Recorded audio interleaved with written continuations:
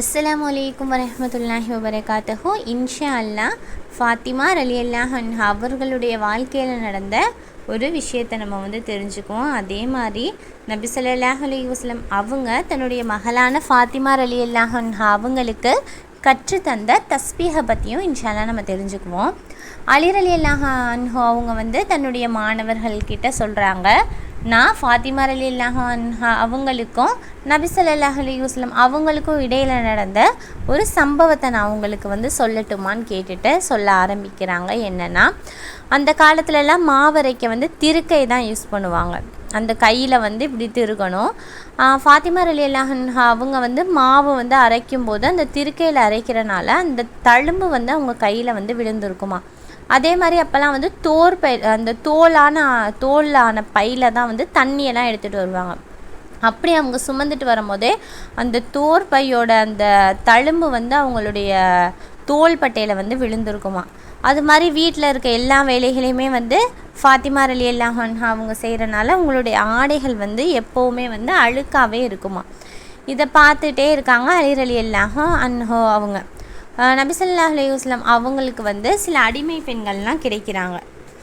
அந்த சமயத்தில் அலி ரலியல்லாஹு அன்ஹு அவங்க சொல்கிறாங்க ஃபாத்திமா ரலியல்லாஹு அன்ஹா கிட்ட, நீங்கள் போய் உங்கள் தந்தைக்கிட்ட ஒரு அடிமை பெண்ணை வாங்கிட்டு வாங்க. அவங்கக்கிட்ட சில அடிமை பெண்கள்லாம் வந்திருக்காங்க, நீங்கள் போய் ஒரு அடிமை பெண்ணை வாங்கிட்டு வாங்க.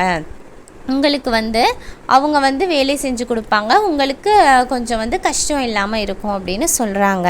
இதை கேட்ட ஃபாத்திமா ரலியல்லாஹு அன்ஹா அவங்களும் போகிறாங்க. சரி, நம்ம தந்தைகிட்ட போய் அடிமை பெண்ணை வாங்கிட்டு வருவோன்னு. அப்படி அவங்க போகிறப்ப பார்த்தா நபி ஸல்லல்லாஹு அலைஹி வஸல்லம் அவங்கள சுற்றி மக்கள் கூட்டமாக இருக்காங்க. அதனால ஃபாத்திமா ரலியல்லாஹு அன்ஹா அவங்க கேட்க வெட்கப்பட்டுட்டு திரும்பி வந்துடுறாங்க. ஏன்னா ஃபாத்திமா ரலியல்லாஹு அன்ஹா அவங்க ரொம்ப நாணமுடையவங்களாக இருந்தாங்க, வெட்கப்படக்கூடியவங்களாக இருந்தாங்க. அதனால அவங்க திரும்பி வந்துட்டாங்க.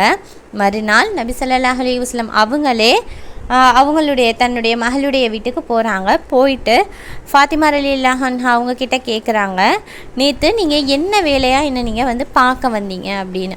அப்போ ஃபாத்திமா ரலியல்லாஹு அன்ஹா வெட்கப்பட்டுட்டு அது சொல்லாமல் இருந்துடுறாங்க.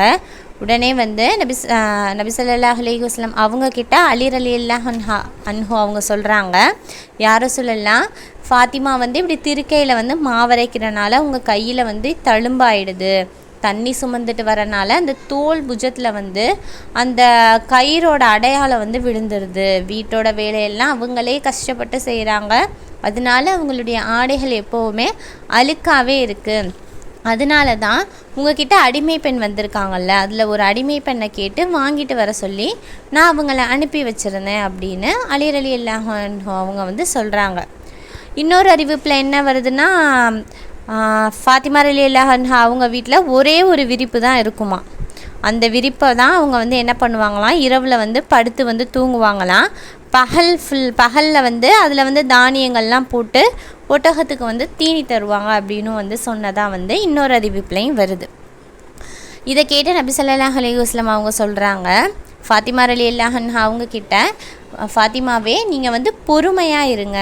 ஏன்னா மூசா அலைஹிஸ்ஸலாத்து வஸ்ஸலாம் அவங்களுடைய மனைவிகள் 10 ஆண்டு வரையும் ஒரே ஒரு விரிப்பை தான் விரித்து படுத்திருந்தாங்களாம். அதுவும் என்னென்னா, மூசா அலைஹிஸ்ஸலாத்து வஸ்ஸலாம் அவர்களுடைய ஒரு நீண்ட அங்கி இருக்குமா, அதுதான் அவங்க இரவில் இருவருமே படுத்துக்குவாங்க.